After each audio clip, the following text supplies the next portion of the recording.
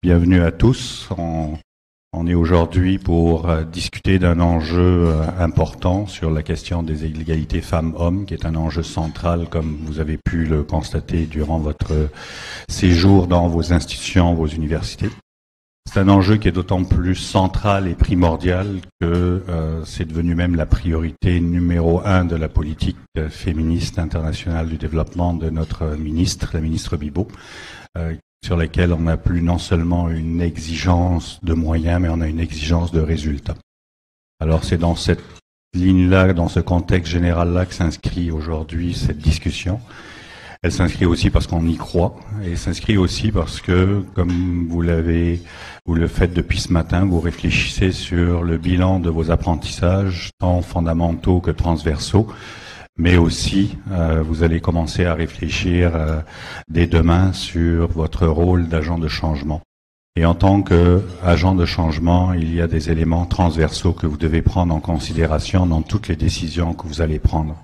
Et cette année, on veut vraiment que vous preniez en considération cette question de l'égalité des droits. On ne va pas parler d'égalité femmes-hommes, mais on va parler d'égalité des droits entre les femmes et les hommes. Alors d'où est-ce que ça vient de notre côté? Mais bien sûr, on a une stratégie d'égalité femmes-hommes que vous avez certainement vue sur notre site internet et sur lesquelles, quand on a mis en application, elle a été initiée dès le début, on a pris la gestion du programme, donc en 2015.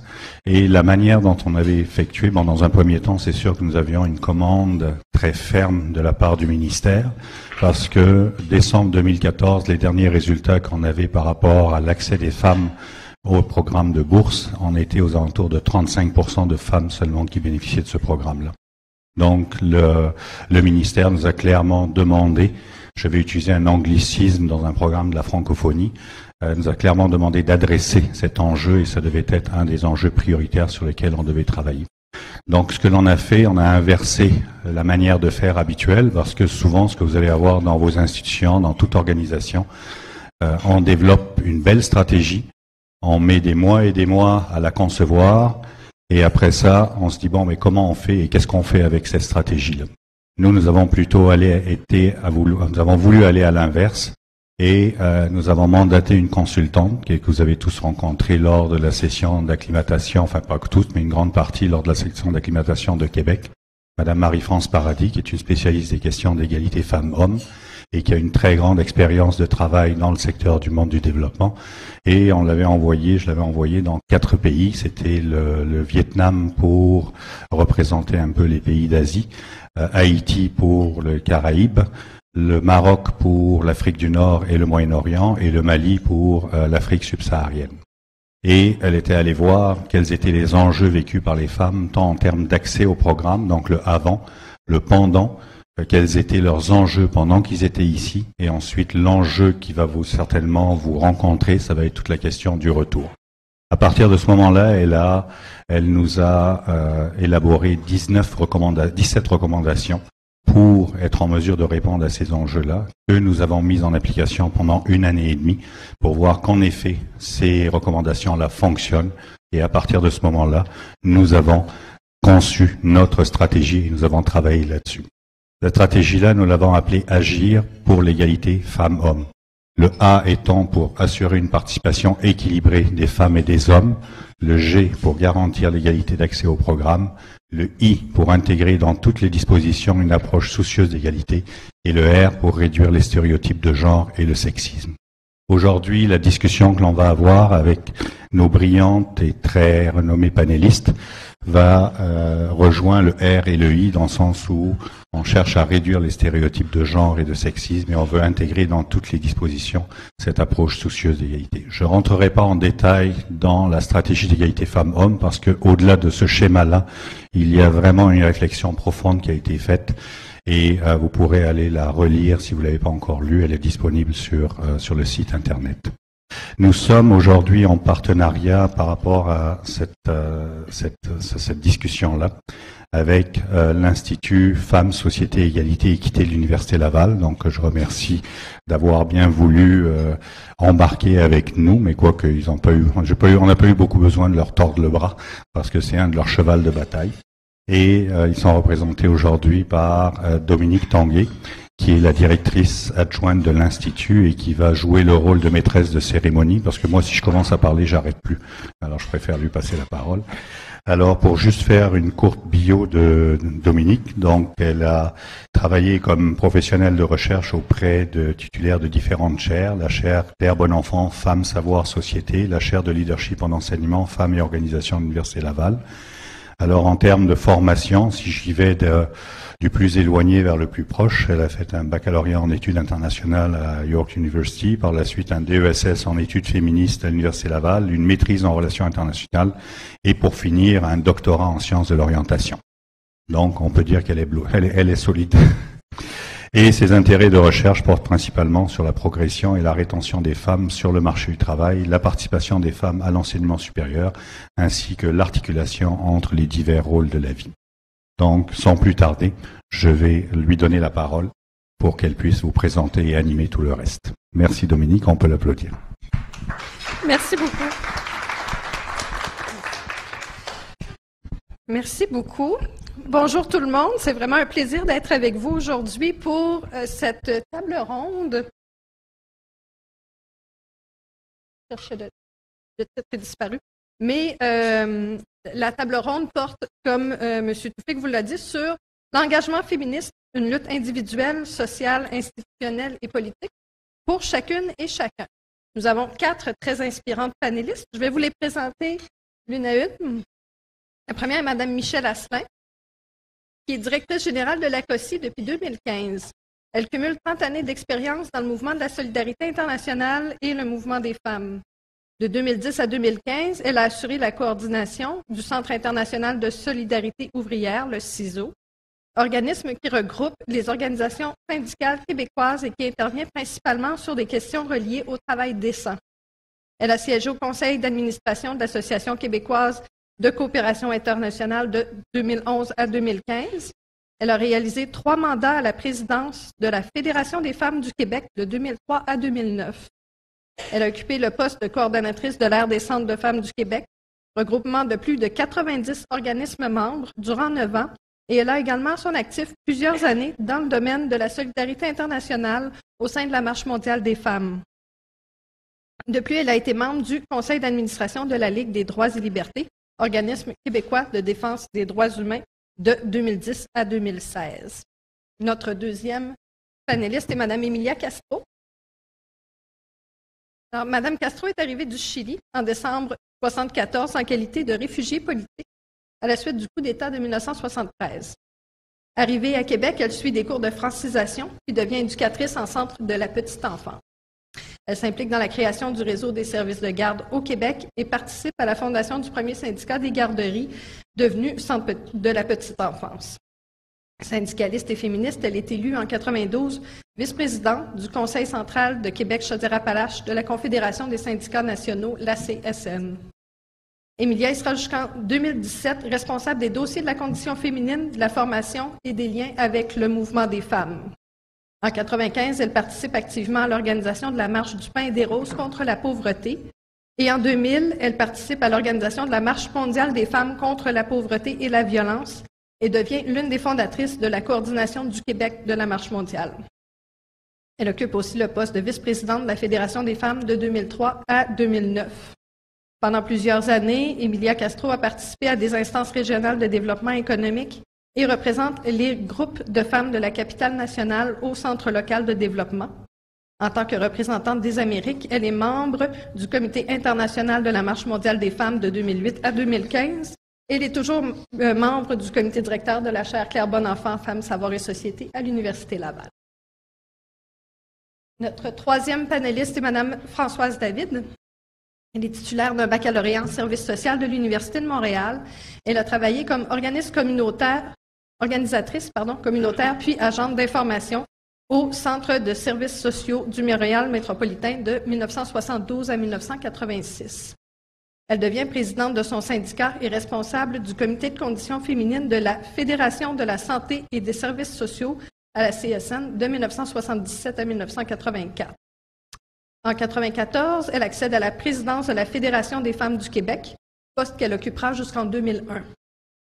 Avec le mouvement des femmes, Françoise David organise la marche du pain et des roses contre la pauvreté en 1995, ainsi que la marche mondiale des femmes contre la pauvreté et la violence en 2000. En 2002, elle fonde D'abord solidaire, un mouvement citoyen qui vise à vulgariser les programmes des différents partis politiques québécois et informer les citoyens et citoyennes sur les dangers de la montée de la droite. En 2004, avec une équipe de militantes et militants, elle fonde Option citoyenne, un mouvement politique qui fusionnera avec l'Union des forces progressistes pour devenir Québec solidaire, parti dont elle sera co-porte-parole de 2006 à 2017. En 2012, elle est élue députée de la circonscription de Gouin à l'Assemblée nationale du Québec et quitte la vie politique en 2017. Et notre dernière panéliste est Mme Pascale Navarro, journaliste, essayiste et chroniqueuse. Elle a collaboré pendant plusieurs années à la radio et à la télé de Radio-Canada et fut de l'émission Bazo.tv à Télé-Québec. Régulièrement, elle publie dans La Presse Plus, la Gazette des femmes et dans divers magazines, et elle intervient dans les débats féministes. Elle est conférencière et auteure des essais féministes Interdits aux femmes, avec Nathalie Collard, Pour en finir avec la modestie féminine et Les femmes en politique changent-elles le monde, ainsi que Femmes et pouvoir, les changements nécessaires, plaidoyer pour la parité. Elle est lauréate 2007 du prix Femmes de mérite, catégorie communication de la YWCA, et lauréate du prix du gouverneur général 2016 en commémoration de l'affaire Personne. Diplômée d'honneur 2012 de l'Université de Montréal, elle a obtenu un baccalauréat en études françaises de cette université ainsi qu'une maîtrise en langue et littérature de l'Université McGill. Donc, avant de laisser la parole à nos panélistes, je voudrais simplement vous présenter rapidement quelques éléments pour mettre en contexte là où on peut être, là où on en est rendu finalement avec la progression des droits des femmes et de leur place dans la société. J'ai abordé très brièvement le monde politique, le monde économique et certains éléments reliés à la santé. Donc, au plan politique, on a toujours 22,8% de la représentation nationale à l'intérieur des instances nationales sur la planète qui sont occupées par des femmes, qui représente une augmentation de 11,6% depuis 1995, qui est quand même une augmentation notable, mais on peut voir qu'il y a encore quand même beaucoup de chemin à parcourir. En 2017, il y avait 11 femmes chefs d'État et 12 femmes chefs de gouvernement sur la planète, alors qu'on dénombre à peu près 200 États. 38 États avaient moins de 10% de femmes parmi leur représentation nationale et 4 États n'en avaient aucune. Et seulement 12 États se trouvaient dans la zone de parité. La zone de parité, c'est 40 à 60% dans leur représentation. Et si vous voulez voir, j'ai fait un petit tableau avec les pays d'où vous provenez, ainsi que le Canada. Il n'y a qu'un État, soit le Rwanda ici, qui dépasse la zone de parité, 61,3%, et le seul autre qui s'y trouve est le Sénégal, 41,8%. Et si vous voulez voir le Canada, il n'atteint pas un tiers de femmes, donc 27,0%. Pour les autres, on peut voir qu'il y a quand même des disparités, mais on est vraiment en dessous de la barre de la zone de parité. Si on s'intéresse à la participation des femmes au processus de paix, l'ONU nous informait l'année dernière, je crois, que seulement 2% des médiateurs chefs étaient des femmes dans les processus de paix, 4% des témoins et des signataires des ententes de paix étaient des femmes et 9% des négociateurs étaient des femmes. Si on en vient au plan économique, les femmes ont des revenus inférieurs à ceux des hommes à travers l'ensemble des États et à l'intérieur des mêmes professions, les femmes ont aussi des revenus moyens inférieurs à ceux des hommes. Les femmes sont toujours proportionnellement moins nombreuses à occuper un emploi. Je vous ai mis un graphique qui est peut-être un peu difficile à lire, mais si vous voyez les points en haut, c'est la proportion, l'écart finalement entre la participation des femmes et des hommes en 1980. Et vous pouvez venir à 2010, qui sont les bâtons. Donc, vous pouvez voir que même dans les pays où l'écart c'est le plus rétréci, il demeure toujours entre 5 et 10%, même parmi les pays qui ont connu le plus de rattrapage de participation des femmes au marché du travail par rapport à celle des hommes. Au plan économique, les femmes demeurent en charge du travail domestique, du travail de soins, qui est évidemment invisible et non rémunéré et qui limite leur participation au marché du travail. On a une persistance du plafond de verre. M. Toufik faisait référence aussi tout à l'heure à l'augmentation du nombre de boursières parmi votre groupe. Donc, si on veut transposer ça dans les organisations au plan mondial, on voit qu'il y a seulement 24% des postes avec prise de décision qui sont occupés par des femmes.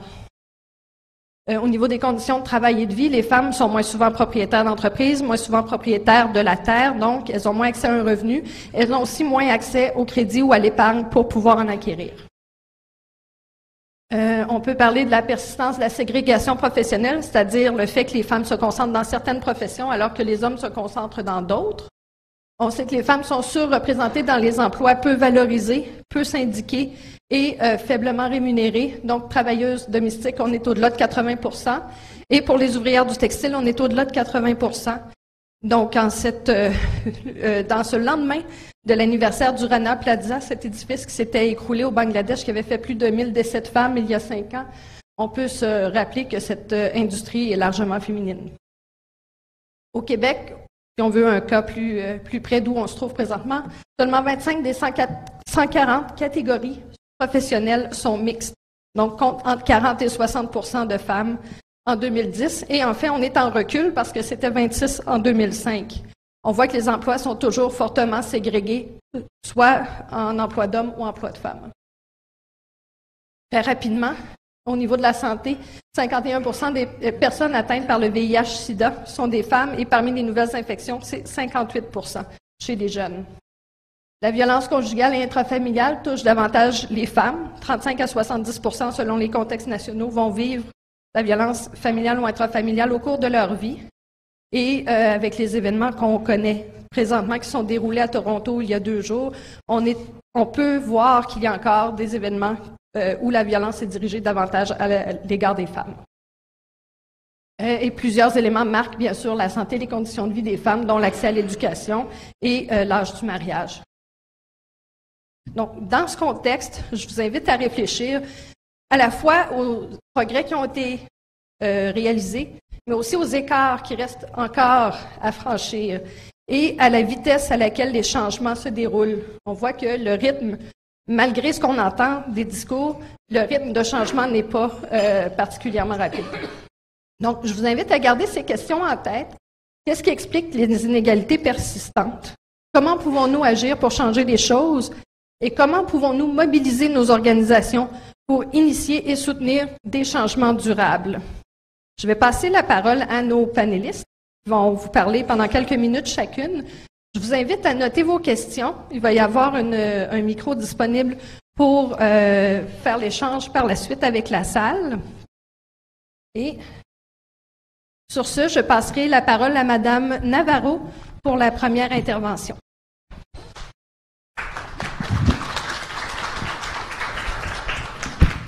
Bonjour, merci beaucoup de cette invitation. Je suis ravie de m'adresser à vous et de partager avec vous quelques réflexions et je pense que vous aurez l'occasion aussi de m'apprendre beaucoup de choses sur l'endroit d'où vous venez, des pays d'où vous venez.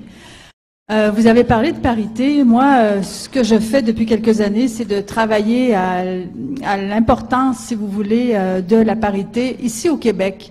Parce que malgré tout ce qu'on peut dire sur le Canada féministe et le Québec égalitaire, figurez-vous que nous sommes bien loin derrière beaucoup de pays africains, notamment, qui pourraient nous donner des leçons, et d'Amérique latine aussi, en termes de représentation féminine dans les parlements. Donc, le Canada est au 60e rang, mais derrière des pays, évidemment, comme le Rwanda, mais aussi la Namibie, l'Afrique du Sud, le Sénégal, le Mozambique, l'Éthiopie et bien d'autres. Les pays scandinaves aussi, puisqu'ils sont aussi en tête du peloton. Donc, et le combat qu'il faut faire ici, c'est de faire réaliser à la société québécoise que ce n'est pas parce que nous sommes à égalité dans la rue, dans les écoles et un peu partout, dans la société civile, la vie quotidienne, que nous sommes aussi nombreuses dans les instances où on prend des décisions qui concernent toutes nos vies, tous les aspects, tous les domaines de nos vies. En fait, c'est même le contraire. Plus vous montez dans les sphères de décision, et moins il y a de femmes. Donc, la politique n'y échappe pas.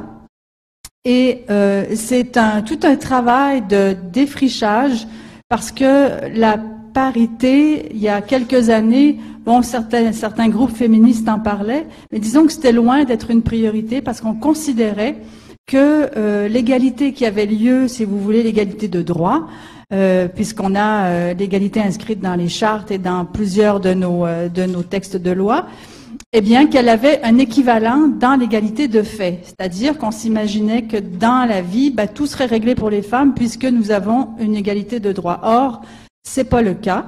Et en matière politique, le problème, c'est que peu de femmes se retrouvent à l'Assemblée nationale au Québec ou à la Chambre des communes à Ottawa au niveau fédéral.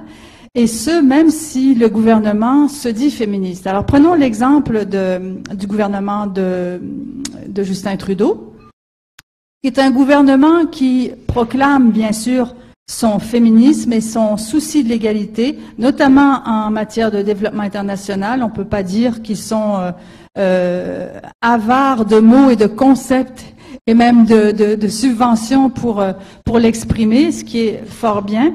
Mais après avoir fait un conseil des ministres paritaire, le premier ministre a dit qu'il était évidemment normal de faire les choses comme ça, puisque nous sommes, à l'époque c'était en 2015, c'était sa phrase, slogan avec laquelle il se promenait un peu partout. C'est même devenu quelque chose qu'on a repris, parce que nous sommes en 2015, bien sûr, il y a la parité à mon conseil des ministres. Sauf que, au niveau des parlementaires, elles sont 22%. Donc, elles sont moins nombreuses qu'au Québec, elles sont moins nombreuses que dans d'autres provinces et elles sont moins nombreuses que dans beaucoup d'autres pays du monde. Et au niveau des mesures qu'on peut prendre pour arriver à la parité, le Québec et le Canada sont loin derrière. Une centaine de pays dans le monde ont pris des mesures pour arriver à changer l'ADN, si vous voulez, de la politique en essayant d'intégrer plus de femmes. Alors, on ne dit pas que la parité ou plus de femmes dans les parlements, c'est une baguette magique sur la société. Bien sûr que les choses prennent beaucoup plus de temps, mais si on considère socialement qu'il est important d'avoir des femmes autour des tables dans les parlements, c'est qu'on considère que leur parole et leur vision des choses est essentielle et incontournable. Alors, pourquoi est-ce que c'est important que ce soit une question légiférée, enfin un concept, un critère qui soit légiféré? C'est parce qu'il faut que ce soit l'institution qui soutienne l'égalité. Pourquoi? Parce que si vous laissez toujours sur les épaules des femmes le fardeau de la preuve, c'est-à-dire, écoutez, elles n'ont qu'à s'engager, elles n'ont qu'à se présenter, si c'était si facile, on y serait déjà pas mal à l'égalité. Mais ce n'est pas le cas. La socialisation des femmes, et ce partout autour du monde, et même au Québec où on trouve qu'on est si égalitaire et si merveilleusement libre, mais la socialisation nous donne, si vous voulez, des rôles et modèle nos comportements et nos valeurs et nos façons de faire et nos vies dans des schèmes où on ne prendra pas notre place publiquement. Et ce qui fait que on peut bien avoir beaucoup de place, oui, pour faire notre vie, pour faire les choix que nous voulons, mais en matière de décision politique, on n'est pas là. On ne sait pas ce qu'est une vision du pouvoir politique féminin. On a quelques éléments, puisque quelques femmes ont réussi à persuader leurs collègues masculins autour de la table, dans les parlements, à faire en sorte que certains dossiers soient considérés communs. Alors, je parle des dossiers, par exemple, comme l'équité salariale, ou comme le patrimoine familial, ou comme la perception automatique des pensions alimentaires. Ce sont des choses que les femmes ont pu faire advenir. Si elles n'avaient pas été là, ça ne serait jamais arrivé. Mais que pouvons-nous faire de plus? C'est ce qu'il faudrait qu'on sache. Il faudrait que nous ayons la chance de faire cet exercice pour découvrir ce que nous pourrions changer de plus. Fini? OK. Donc, la question de la législation est très importante. Et je vais vous donner, est-ce qu'il me reste un peu de 2 minutes? OK. Je vais juste vous donner l'exemple de l'Union interparlementaire. Je vous donne cet exemple-là parce que l'Union interparlementaire, c'est une instance qui regroupe tous les parlements du monde et qui tiennent des statistiques au niveau de l'implication des femmes en politique et de leur présence dans les parlements. Et lorsque j'ai écrit mon dernier livre en 2015, j'avais fait une entrevue avec la responsable des programmes sur les femmes à l'Union interparlementaire et qui m'avait dit que quand ils ont commencé à colliger leurs chiffres, ils se sont rendus compte qu'ils n'avaient pas de femmes dans leur comité sur les femmes. Vous voyez où je veux en venir? Donc, il y avait le souci, mais rien n'était obligatoire. Alors, ils se sont dit, il faut qu'on inscrive nous-mêmes à l'intérieur de nos règles et de nos statuts, il faut qu'on oblige à une parité, parce que lorsque nous allons visiter des pays où nous allons leur parler d'égalité femmes-hommes, si nous ne sommes que des hommes, quelle légitimité avons-nous? Alors, ils sont allés en Inde, ils sont allés alors dans plusieurs pays, et ils ont commencé à amener des femmes avec eux, ils se sont rendus compte qu'ils avaient une bien meilleure crédibilité, qui va de soi, une légitimité, et que les contenus étaient enrichis par une vision des femmes. Donc, voyez-vous, même l'Union interparlementaire, qui est le summum, si vous voulez, de la représentation internationale des grands idéaux d'égalité, eh ben, avait à faire cet exercice lui-même. Mais en le votant en tant qu'institution, ils peuvent le faire rayonner partout où ils passent. Et donc, c'est pour ça que c'est important que ce soit inscrit et porté par toute une société. Voilà. Merci beaucoup, Madame Navarro. Madame David. Bonjour à tous et à toutes. Je suis très contente d'être ici ce midi, donc merci beaucoup pour l'invitation. Moi, j'ai choisi le sujet qui fâche, parce que ce sujet nous amène à regarder ensemble les rapports entre les hommes et les femmes. Et là, c'est toujours un peu plus difficile. Et le sujet qui fâche, c'est celui de la violence à l'égard des femmes. Pourquoi est-ce que j'ai choisi ce sujet? Parce que vous le savez, bien sûr, vous êtes au Québec, au Canada depuis, dans certains cas, plusieurs années. Il y a un grand mouvement qui s'appelle « Moi aussi », en anglais on dit « Me Too »,« Moi aussi », qui a vraiment mis en lumière des comportements inacceptables, et pas seulement au Québec ou au Canada, là, partout dans le monde. Et c'est un mouvement, je dirais, qui a révélé l'ampleur des violences faites aux femmes, en se centrant d'abord sur les violences sexuelles, mais par extension sur toutes les formes de violence à l'égard des femmes. Je reviens un petit peu en arrière. On a dit que j'avais été l'une des artisanes d'une marche au Québec qui s'est appelée la Marche du Pain des Roses en 1995. D'ailleurs, on est plusieurs ici autour de la table à y avoir participé. Cette marche a apporté le désir d'une autre marche, celle de l'an 2000, qui a été une marche mondiale des femmes. Et moi, ce qui m'a beaucoup frappé, au départ, on parlait, nous les Québécoises, d'une marche mondiale des femmes contre la pauvreté. Ce sont les femmes du Sud qui nous ont dit, vous allez ajouter les violences. Oui, on est pauvre au Sud très souvent, mais on subit aussi des violences importantes et il faut absolument en parler. Et donc, on a adressé un certain nombre de revendications à l'ONU et aux États. Il y a eu des activités dans une centaine de pays. Et je relisais ces revendications qui datent de près de 20 ans et je me disais, mais il y a encore des éléments qui sont pertinents aujourd'hui. Par exemple, les femmes appelaient à condamner tous les régimes qui ne respectent pas les droits humains, quel qu'en soit le prétexte. On disait, les femmes ont un droit inaliénable à disposer de leur corps et de leur fécondité. On voulait des plans d'action dans tous les pays du monde contre les violences faites aux femmes. On dénonçait vertement les agressions sexuelles et les viols comme des crimes de guerre. Et bon, on sait évidemment, tout le monde dans cette salle, à quel point le viol est utilisé dans les périodes de guerre et de conflit. Et on réclamait un droit d'asile pour les femmes victimes de persécutions sexistes ou à cause de leur orientation sexuelle. Je regarde tout ça et je me dis, ça n'a pas vieilli. On a encore aujourd'hui ces revendications. Il y a ici, au Québec, au Canada, mais aussi partout dans le monde, j'ai eu la chance, pas de visiter le monde entier, bien sûr, mais d'aller sur tous les continents. Et une chose m'a frappé, partout, il y a des femmes, des féministes qui se battent pour les droits des femmes, partout.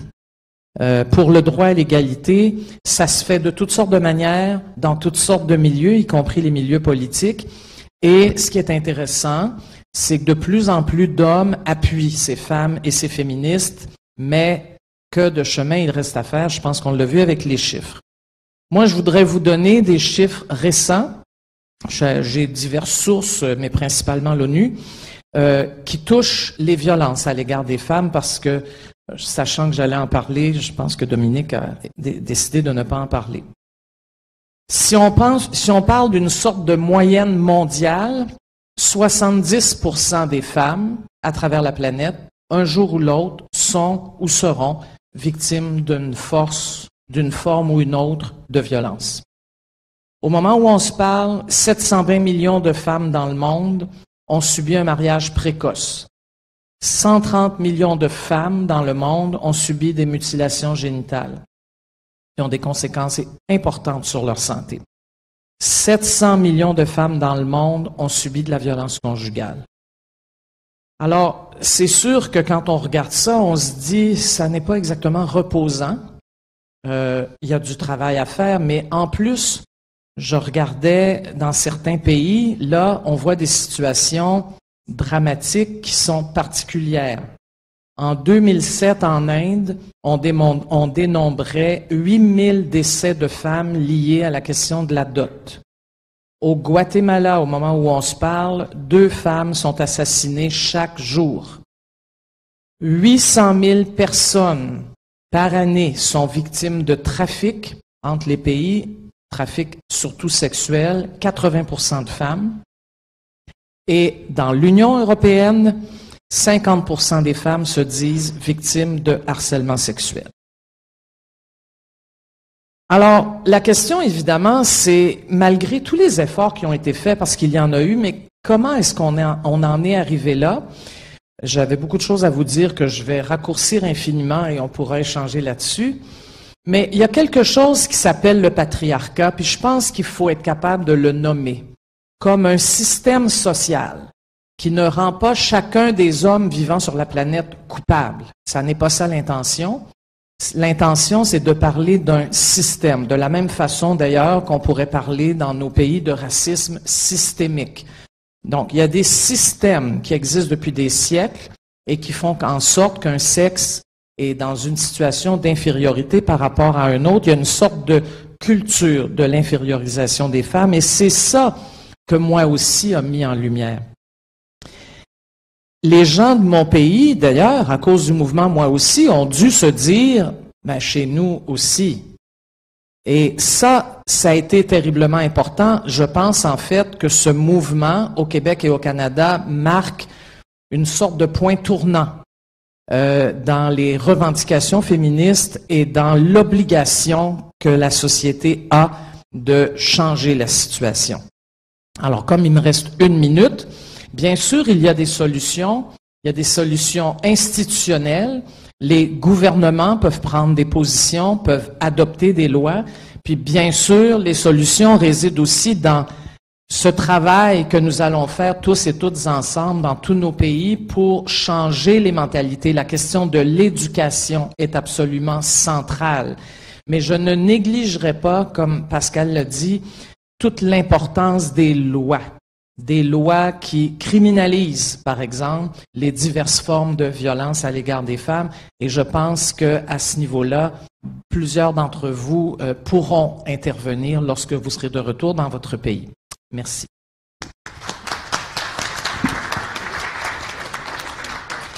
Merci, Madame David. Madame Castro. Oui, bonjour à tous et toutes. On va changer d'accent.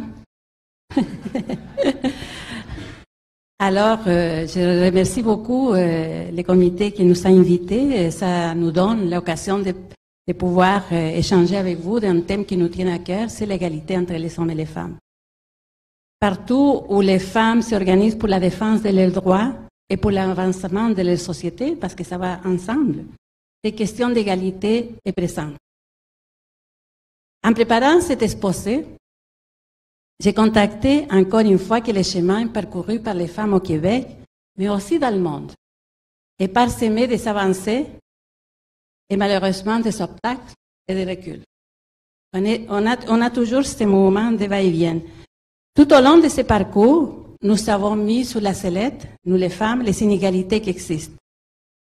Et nous avons affirmé également, et François l'a soulevé quand on dit que le système est patriarcal, on dit aussi qu'il est capitaliste et colonialiste. Mais nous avons aussi dit que les barrières sur lesquelles nous sommes confrontés, on nous a dit toujours que c'était des barrières biologiques. Mais nous disons que non. Nous disons que c'est des barrières culturelles, politiques et sociales. Et que les inégalités entre les femmes et les hommes perdurent, et la lutte pour conserver les acquis et de faire de nouveaux progrès, parce que c'est de ça qu'il s'agit, est toujours d'actualité. Selon le rapport mondial 2016 du Forum économique mondial sur la parité entre les hommes et les femmes, cette parité devrait, au rythme actuel, être atteinte en 2186. On va être morte. Dans mon cas, en tout cas. Et ce rapport, quand même, est assez intéressant parce que c'est un rapport qui porte sur 144 pays et qui analyse les inégalités au travail, en éducation, en santé et en politique. C'est quand même assez complet. Au Québec, les femmes revendiquent depuis fort longtemps l'accès au marché du travail ainsi qu'au développement économique. Une plus grande autonomie économique est largement reconnue comme étant essentielle de l'égalité entre les hommes et les femmes, car cette autonomie économique permet aux femmes de réaliser leur plein potentiel et faire valoir leurs droits.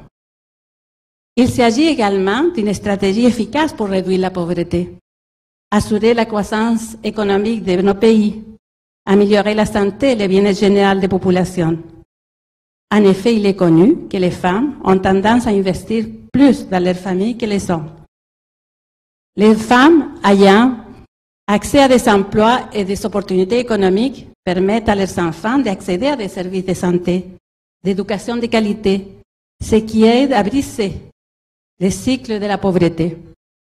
Cependant, les femmes se heurtent toujours à des barrières systémiques, à des stéréotypes sexistes qui freinent leur progression et leur accession sur le marché de l'emploi. Et certaines, ici au Québec, au Canada, sont plus désavantagées à cause de la discrimination liée, par exemple, à leur origine, leur capacité ou leur âge. Les plus grands défis des femmes qui aspirent à un travail rémunéré demeurent la conciliation famille-travail, le partage des tâches domestiques et des responsabilités familiales. Une condition essentielle pour favoriser la participation des femmes au marché du travail et la création et le maintien des services de garde. Et c'est à partir des luttes et de revendications que nous avons réussi à créer au Québec un réseau de services de garde. La mise en place d'un réseau, en plus de favoriser l'accès au marché du travail, entraîne également un effet très positif entre les rapports entre les hommes et les femmes. Les hommes, entre autres sous le régime des congés parentaux, participent davantage à la prise en charge des enfants. Mais malgré ces améliorations-là, il faut absolument dire que la plupart du temps, les femmes demeurent encore les premières répondantes du bon fonctionnement de la famille ici au Québec. Sur le marché du travail, malgré les décennies, les femmes continuent d'être moins payées que les hommes et peinent à percer dans les secteurs traditionnellement attribués aux genres masculins. Ce constat est relevé par les féministes, bien sûr, depuis fort longtemps, mais en plus par le gouvernement lui-même dans sa nouvelle stratégie pour l'égalité vers 2021.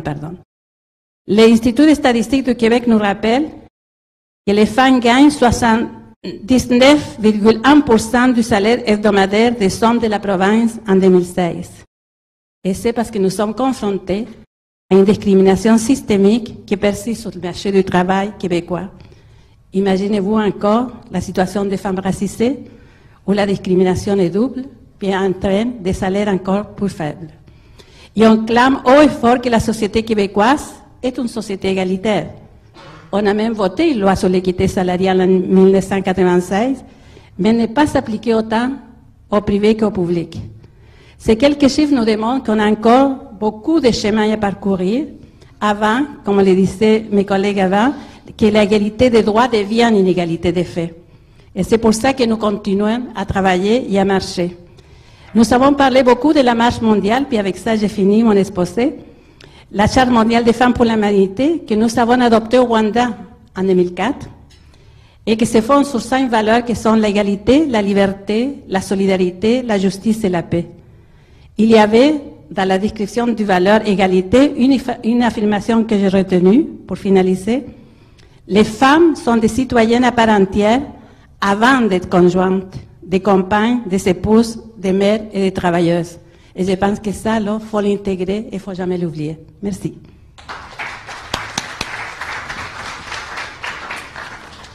Merci, Madame Castro. Madame Asselin. Bonjour, je suis vraiment honorée d'être à cette table et de vous rencontrer. J'ai hâte à l'échange. Alors, je vais entrer dans le vif de mon sujet qui est un peu différent. Moi, je vous présente la politique d'aide internationale féministe du Canada. Mais je vais vous la présenter d'un point de vue critique.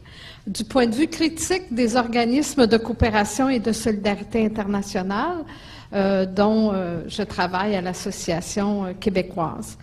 En juin 2017, la ministre du Développement international et de la francophonie du Canada, Madame Marie-Claude Bibeau, a lancé une nouvelle politique d'aide internationale féministe.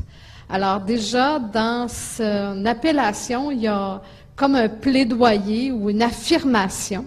Et ainsi, le Canada rejoignait plusieurs autres pays dans le monde, comme l'Australie, la Suède, la Norvège, qui ont des politiques étrangères féministes. Mais on doit dire que le Canada est le premier pays qu'on dit pays donateur. Vous devez être assez dans ce langage-là, vous qui êtes dans différentes instances gouvernementales. Donc, un pays donateur qui se concentre clairement son financement au développement et à l'aide humanitaire sur l'égalité des sexes. C'est une politique globale et englobante. Donc, cette politique, elle a différents axes que je vais vous présenter. J'ai pas fait des diapositives pour vous présenter un PowerPoint. Bon, je fais pas la promotion de la politique comme telle. Je vous invite à aller sur le site d'Affaires mondiales Canada. Vous allez avoir toute la politique dans ses détails et je pense que ça va être très utile pour vous de vous l'approprier, de voir comment elle pourrait vous appuyer dans la mise en œuvre de différents projets dans vos pays respectifs. L'approche prônée par la nouvelle politique, elle s'articule autour d'un axe prioritaire, l'égalité entre les sexes. Donc, dans cet axe, on parle, Françoise le mentionnait, l'importance de la lutte contre la violence sexuelle et la lutte fondée sur le sexe, la lutte contre les violences fondées sur le sexe, c'est-à-dire la violence contre les femmes parce qu'elles sont des femmes.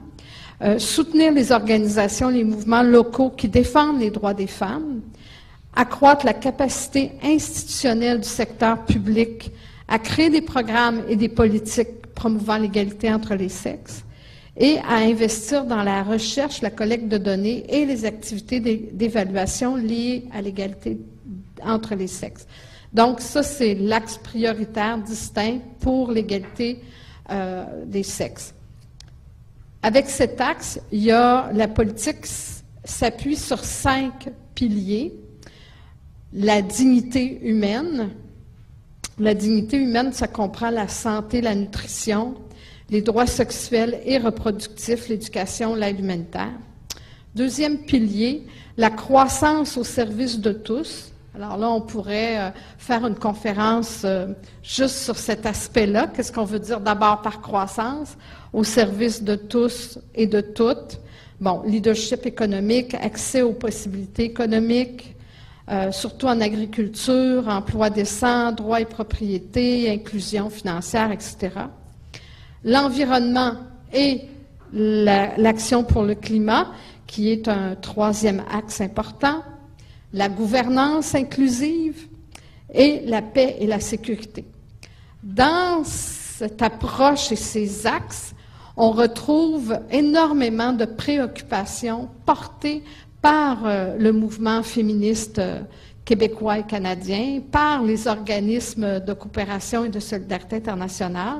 D'ailleurs, La politique a été le résultat d'une vaste consultation qui a duré 1 an.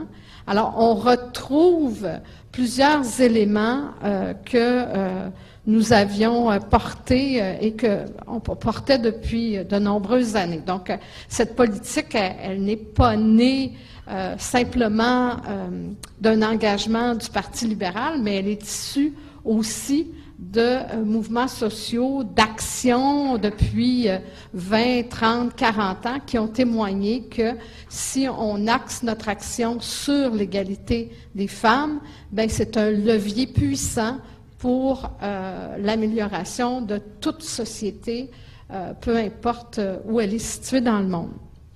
Donc, on peut être assez... on a salué avec enthousiasme cette nouvelle politique.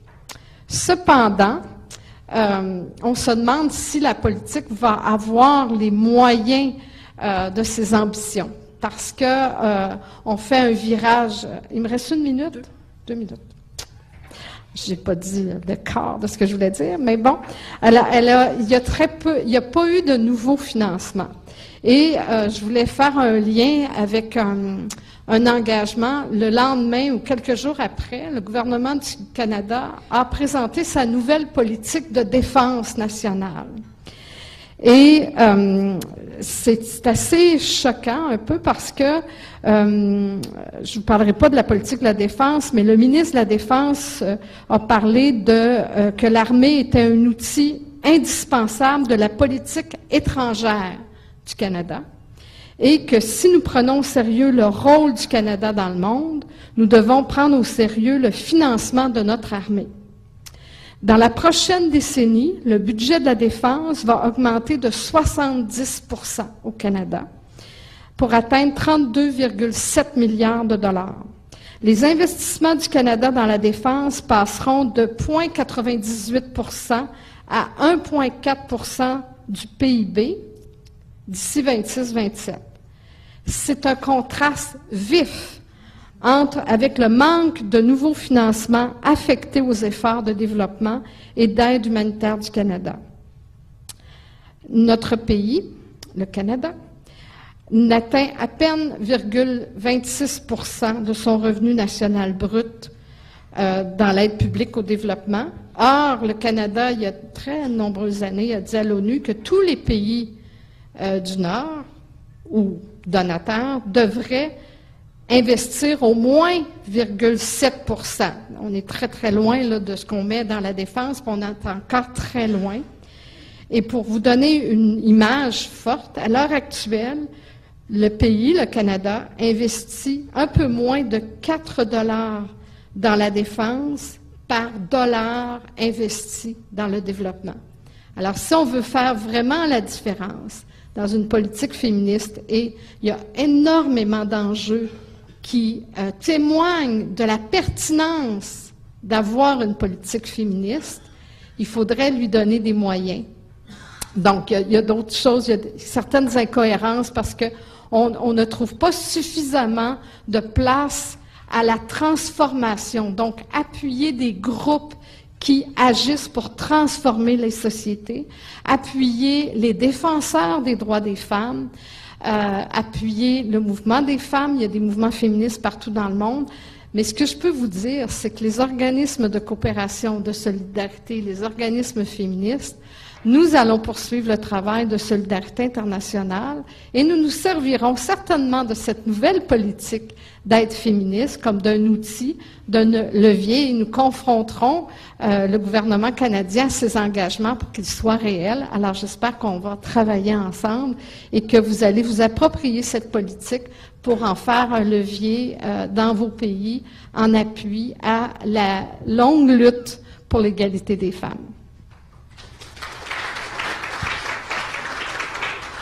Merci, Mme Asselin. Donc, je vais vous inviter à venir au micro qui est situé ici à l'avant pour poser vos questions. De ce côté-ci, vous pouvez... oui? Oui?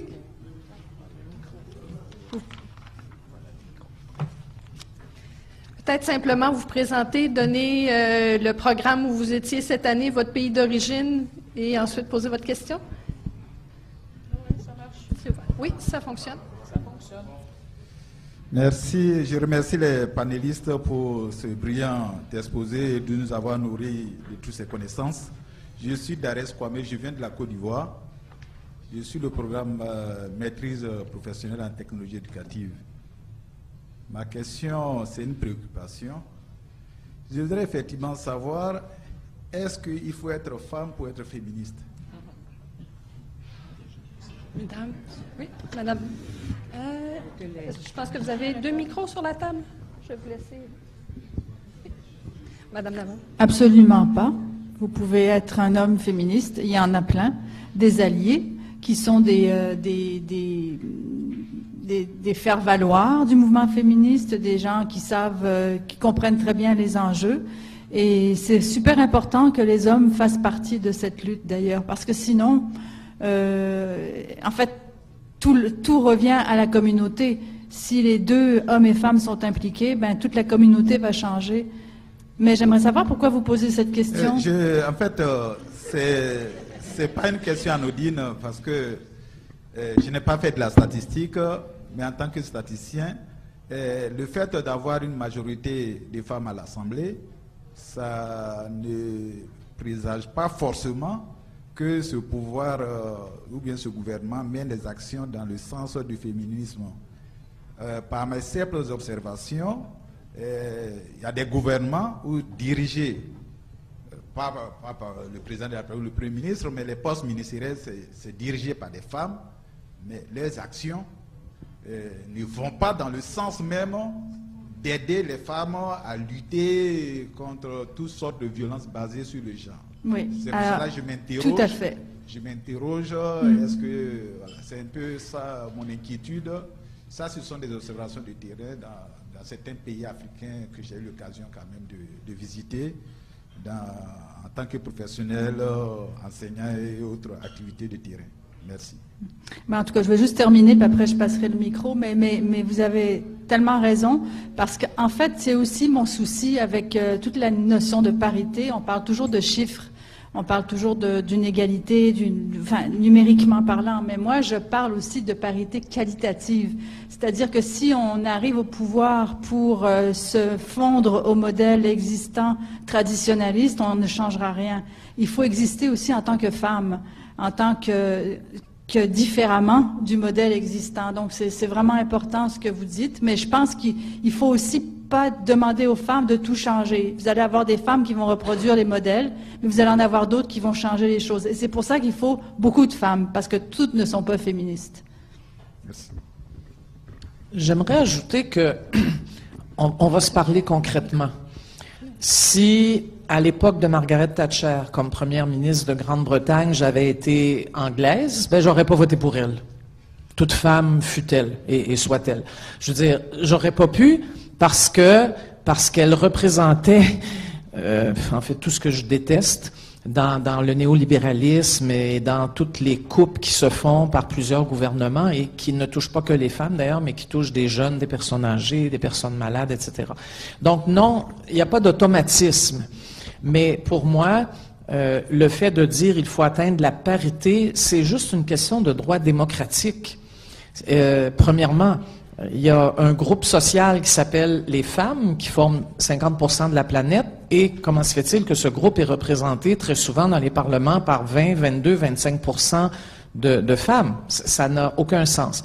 Mais j'ajouterais aussi, mais là je vais parler du Québec, après tout c'est ce que je connais le mieux, j'ai quand même pu observer dans les 30 ou 40 dernières années qu'à cause de la présence de femmes qui avaient des réflexes féministes à l'Assemblée nationale, on a pu effectivement, à l'époque j'étais dans le mouvement des femmes, donc à la base, nos luttes ont pu déboucher à l'Assemblée nationale parce que des femmes féministes, de différents partis d'ailleurs, se sont mises ensemble pour faire pression et obtenir des droits pour les femmes. On en a parlé, donc une loi sur la perception automatique des pensions alimentaires, la loi sur l'équité salariale, etc. Alors, il y a vraiment des moments où la présence de femmes féministes fait la différence. Et il y a aussi des hommes, bien sûr, qui les ont appuyées, bien sûr. Mais il y en avait qui résistaient aussi Alors, il fallait vraiment que ces femmes s'unissent, tous partis confondus, pour faire passer certaines lois, en appui, bien sûr, à des années et des années de revendications et de combats du mouvement des femmes, parce que ça, c'est très important aussi.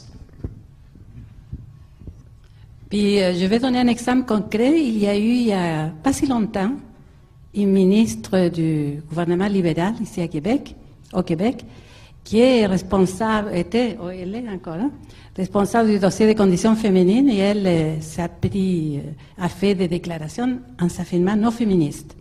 Bon, à ce moment-là, elle n'est plus, c'est ça, au l'extérieur, c'est ça. Alors, nous avons répondu que c'est important de s'affirmer comme féministe parce que nous voulons changer les systèmes, nous voulons changer l'ordre des choses, nous voulons une égalité. Et pour ça, bien sûr, ça a été dit, je pense que Pascal l'a bien signalé, je pense que dans nos vies, nous avons des fils, nous avons des compagnons pour certains, et c'est des alliés, mais avant tout, on veut avoir notre place, celle qui nous revient des droits et des faits. Alors, c'est pour ça que nous portons, depuis cette année, nous portons fièrement un petit macaron cette année, la Journée internationale des femmes, c'est écrit « Je suis féministe tant qu'il le faudra ». Tant qu'il le faudra, c'est-à-dire tant aussi longtemps qu'on n'aura pas été la égalité des faits et des droits et des faits, pardon, nous allons continuer dans ces chemins, cette lutte qu'on fait tout le monde ensemble. Pour conclure cette réponse longue à la première question, on a parlé de la parité puis le rôle des femmes dans les lieux de pouvoir et des féministes. Moi, je voudrais rappeler que cette question, les hommes doivent être impliqués dans le changement des mentalités aussi, tant au niveau de la famille que dans les institutions. Et on n'arrivera pas au changement si les hommes ne s'impliquent pas. Donc, il faut travailler avec nos garçons, avec les hommes, sur les concepts d'égalité. Mais nous allons aussi loin que dire, il faut revoir avec vous le concept même de la masculinité. Qu'est-ce qui définit un homme? Peut-être qu'il faut revoir ce concept-là si on veut atteindre une réelle égalité. Et c'est ce qui est passionnant de faire ensemble et qui va amener des changements enracinés à la base même des familles. Merci. Oui, je vous invite à poser votre question. Oui, merci beaucoup. Moi, je m'appelle Jean-Paul Iyombe. Je viens de la République démocratique du Congo. Je suis étudiant doctorat à l'Université Laval au programme de biologie cellulaire moléculaire. Et ma question s'adresse à Madame Navarro, parce qu'elle a parlé de la sous-représentation des femmes au niveau décisionnel. Lorsque je regarde les partis politiques québécois ou au niveau fédéral, je trouve que la plupart de ces partis politiques sont dirigés par des hommes. Et je regrette que Madame David a dit quitter dernièrement le Québec solidaire. Alors, la question est de savoir qu'est-ce qui explique que la sous-représentation des femmes est au niveau des partis politiques. Parce que c'est quand même important qu'il y ait des femmes à la tête des partis politiques, parce que quand on va organiser des élections, c'est souvent ces responsables des partis politiques qui prennent des décisions. Et j'ai comme l'impression que les femmes au niveau fédéral ou provincial ne sont pas à la tête des partis politiques. Et c'est toujours avec le problème du patriarcat dont a parlé Mme David, où les femmes sont tirées vers le bas par la multitude des problèmes d'ordre social auxquels elles sont confrontées. En tout cas, vous êtes pile dans l'actualité, vous, en ce moment, puisque hier, on était justement à l'Assemblée nationale pour parler exactement de ce sujet-là. Effectivement, pourquoi? Je dirais, Françoise était mieux placée que moi pour le voir, mais en tout cas, de l'extérieur, ce que je vois, c'est que ce sont toujours les mêmes systèmes. Elle parlait d'un système patriarcal, mais bon, un système traditionnel, et qui fait qu'on reproduit toujours les mêmes mécanismes. Et quand on laisse les systèmes tels qu'ils sont se reproduire, ils reproduisent ce qu'ils produisaient avant, c'est-à-dire des inégalités.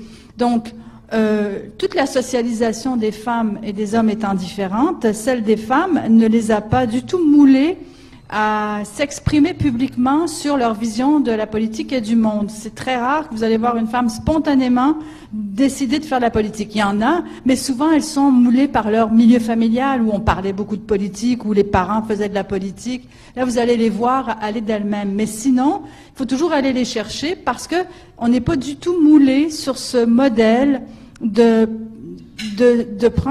d'occuper l'espace public en tant que personnage public. Ça ne fait pas partie de notre socialisation, même ici au Québec. Donc, c'est encore très lourd, très difficile de changer ça. Et c'est la raison pour laquelle il faut que ce soit les institutions, justement, qui s'adaptent et qui changent leur manière de faire pour intégrer les femmes. On ne peut pas se contenter de dire « elles ne viennent pas en politique ». Il faut renverser la vapeur et se demander comment on peut changer pour les intégrer. Parce que pour le moment, c'est la politique qui échoue si elle n'est pas capable d'aller les chercher. Donc, c'est un système qui se reproduit toujours. Et c'est pour ça qu'il faut être si vigilante et puis travailler à le changer. Oui. Allez, s'il vous plaît. Moi, c'est Solon Judith Fagou. Je viens de la République du Bénin. Et je suis maîtrise professionnelle à l'École nationale d'administration publique à Québec. Et merci pour vos différentes présentations. Et ça prouve vraiment l'effort que vous fournissez pour que les mentalités puissent changer dans l'avenir. Et chez moi, au Bénin, et c'est vrai, les mouvements ont entamé depuis un bon moment. Et le gouvernement, les différents gouvernements qui se sont succédés ont développé des politiques pour changer la mentalité des femmes dans les années à venir.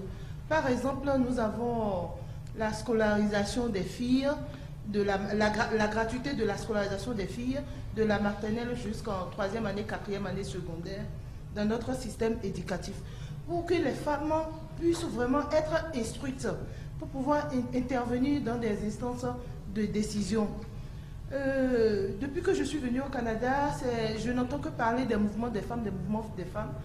Au niveau du gouvernement du Canada, de même que du Québec, dans les politiques publiques, quelles sont les actions que l'État mène au niveau des jeunes filles de maintenant pour que dans 10 ans, 20 ans, 30 ans, le système puisse vraiment, on puisse vraiment changer la mentalité de la couche féminine. Mais nous, les femmes canadiennes vont toujours se battre pour que ça puisse se changer. Juste au niveau du gouvernement, quelles sont les politiques qui sont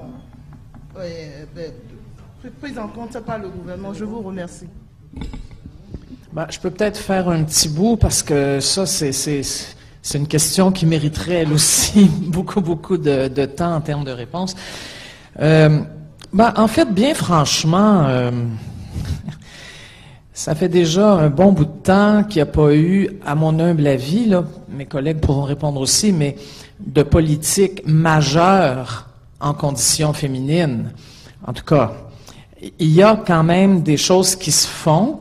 Je dois dire qu'à cause du mouvement Agression non dénoncée, puis du mouvement Moi aussi, la ministre de la Condition féminine, et par pure transparence, je vais vous dire que c'est ma sœur.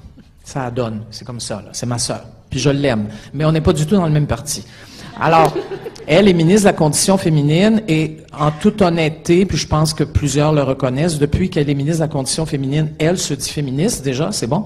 Et elle a pris, elle a vraiment développé des politiques sur toute la question des agressions sexuelles et ça touche beaucoup de jeunes femmes dans les cégeps, dans les universités. Bon, ça c'est au moins une chose qui a bougé. Mais à l'opposé, et ça dépend de plein d'autres ministres, mais c'est tout un gouvernement avec sa vision, effectivement, très néolibérale et tout, coupe massive dans la santé, dans l'éducation, dans les services de garde, et ça touche beaucoup de femmes. Là, en fait, on est à l'envers de ce qu'il faudrait faire pour les femmes. Pour le gouvernement du Québec actuel, puis je dirais ceux qui l'ont précédé depuis un bon bout de temps, investir dans les mines, la construction, les routes, etc., ça, c'est un investissement. C'est bon. Comme on dit familièrement au Québec, tous des jobs de gars, des travaux effectués par 98% d'hommes. Mais quand on parle de services de garde, d'enseignement, de prise en charge des malades, des personnes âgées, etc., emplois massivement occupés par des femmes, là, on parle toujours de dépenses. Vous voyez la différence?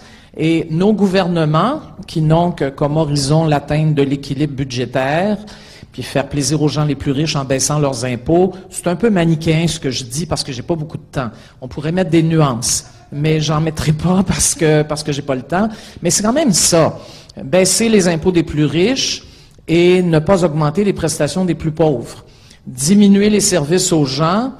Et ils ont même eu le culot dans les dernières années de proposer comme convention collective aux travailleuses, 75% de femmes, du secteur public, 0% d'augmentation pour 3 ans et 1% les 2 autres années. Bon, c'est sûr qu'au terme d'un long combat, les femmes ont obtenu un peu mieux. Mais enfin, est-ce qu'on propose 0% d'augmentation aux femmes qui s'occupent avec tant de dévotion et de générosité de nos enfants, de nos personnes âgées puis de nos malades? Ça se fait pas, ça, dans la vie, là. Mais pourtant, ils l'ont fait. Alors, je ne trouve pas qu'on est dans une extraordinaire période au Québec et au Canada de prise en compte réellement des besoins des femmes. Il y aurait beaucoup à faire, effectivement, sur l'équité salariale, où on a atteint certains succès dans un bon nombre de grandes entreprises syndiquées et dans le secteur public, mais la majorité des femmes sont non syndiquées et travaillent dans des petites entreprises et beaucoup dans les services privés, assurances, esthétique, coiffure, commerce, etc. Donc, c'est une loi qui ne les couvre pas et ces femmes-là se retrouvent souvent au salaire minimum. Et là-dessus, bon, il y a eu une augmentation quand même, bon, comment je la qualifierais, intéressante du salaire minimum depuis 2 ans, parce que ça faisait longtemps qu'on avait vu ça, mais on est très loin du 15 $ l'heure qui est réclamé par le mouvement des femmes, par tous les mouvements qui travaillent autour des droits des immigrants, par exemple, parce que les immigrants ici se retrouvent très souvent au salaire minimum, immigrants et immigrantes. Donc, on a un bon bout de chemin à faire, et puis on a une élection le 1er octobre prochain. Je dis ça comme ça. Ce que j'espère, c'est que ça va être un moment de réflexion pour la population québécoise. Au-delà du cirque électoral, j'espère que ça va être un moment où après ça, les gens, ils feront leur choix. Mais j'espère que ça va être un moment où les gens vont se dire, hommes et femmes du Québec, bon, qu'est-ce qu'on veut vraiment? Parce que je pense que ça va être un moment charnière pour ce qui est des prochaines années. Merci. Merci. Je m'appelle Gelaz Adonvo. Je viens de la République du Bénin. Je fais une maîtrise en gestion des projets à l'UQAM. Je voudrais prendre par votre dernière phrase. Qu'est-ce qu'on veut vraiment? Ça, je veux qu'on commence par là. Parce que j'ai vu à la table, vous êtes d'une génération qui avait lutté depuis des années pour que ces résultats commencent par naître. Dans le contexte des pays sous-développés, l'Afrique, Haïti, Asie, le contexte est-il vraiment déjà établi pour que vos résultats d'aujourd'hui puissent être versés, pour qu'on puisse avoir le résultat escompté? Ou bien c'est maintenant que la lutte va démarrer dans ces pays-là? Parce que vous avez fait de bonnes choses, mais je vous dis, dans les pays du tiers-monde, moi j'ai travaillé un peu avec l'UNICEF, j'ai voyagé un peu. Je sais que dans ces pays du tiers-monde-là, il y a encore des choses à faire. À faire, c'est encore du blé sous la table. Ce n'est pas du blé sur la table, c'est du blé sous la table. Êtes-vous informé qu'au Nigeria, il y a eu 200 lycéennes enlevées? Qu'est-ce que nous avons fait? Qu'est-ce que nous avons fait pour ces filles-là? En fait, c'est pourquoi je nous interpelle. Et j'ai dit, je commence par votre dernière phrase qui dit, qu'est-ce que nous voulons faire? Où allons-nous? C'est ça ma question. Merci. Emilia?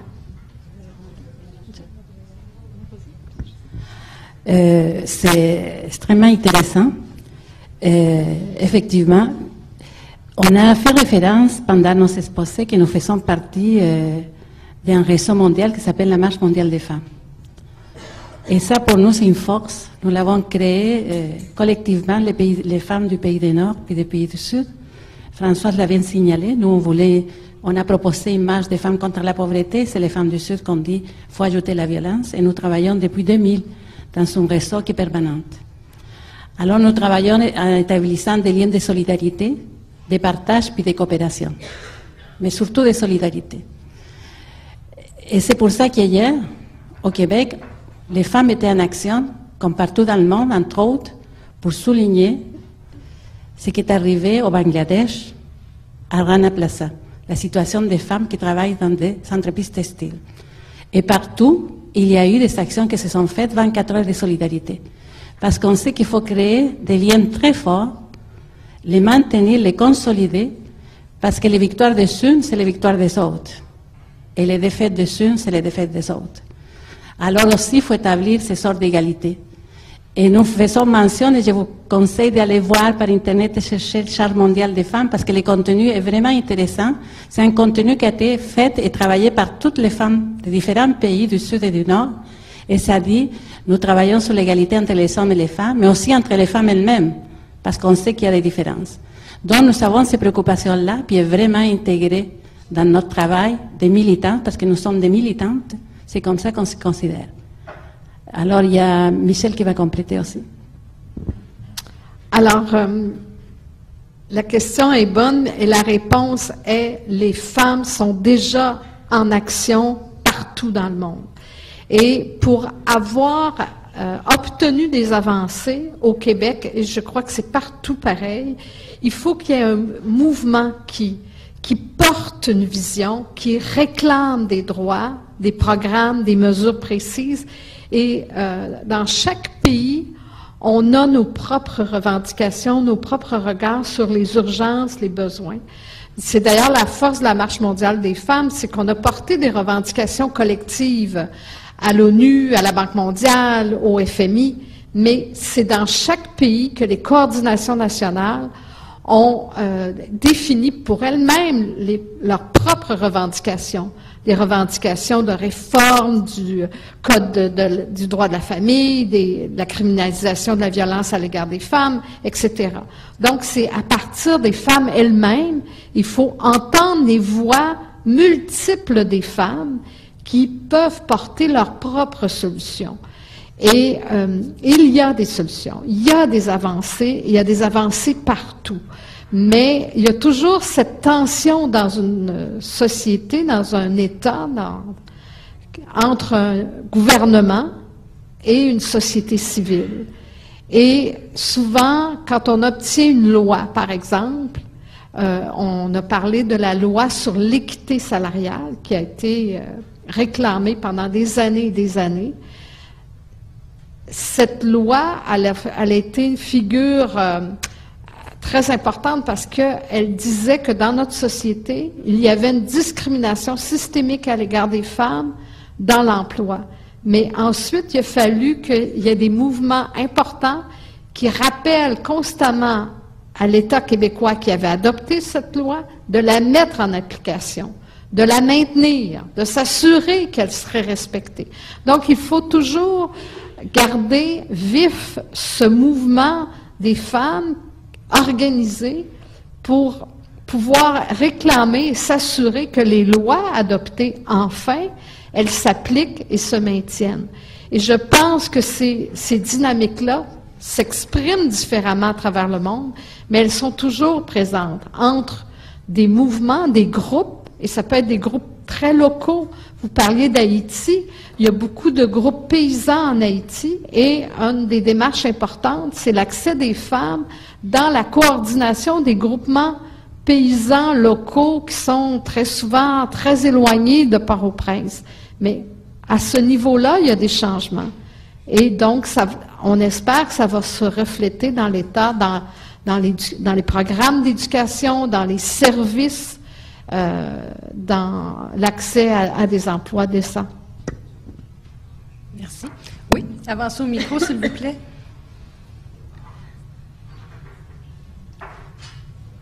Bonjour, moi c'est Ali Kondé, je suis guinéen, inscrit à la maîtrise en gestion des services de santé et des services sociaux à l'ENAP de Québec. Moi, à chaque fois que je participe à une conférence de féministes, j'ai une seule impression. La défense des droits et des devoirs des femmes envers l'autre. L'autre, vous comprendrez qu'il s'agit bien de l'homme.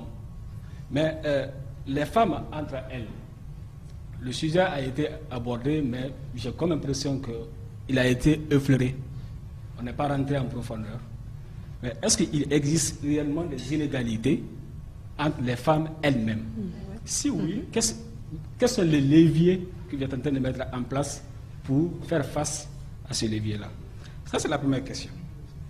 La deuxième question, en tenant compte de l'ensemble des stéréotypes sexistes, de la prédisposition physiologique de la femme elle-même et du machinisme radical, est-ce que l'espoir est permis aujourd'hui que ce combat va aller jusqu'au bout et finalement on va arriver à l'égalité entre hommes et femmes? La dernière question, on parle d'inégalité hommes-femmes. Déjà, moi je constate autour du panel, autour de la table, est-ce que finalement le combat, c'est contre cet homme? Parce que même entre nos éminentes panélistes, il n'y a pas un homme parmi elles, malheureusement. Ce n'est pas aussi une inégalité? Je vous remercie. Je passerai peut-être juste un commentaire avant de laisser la parole à nos panélistes.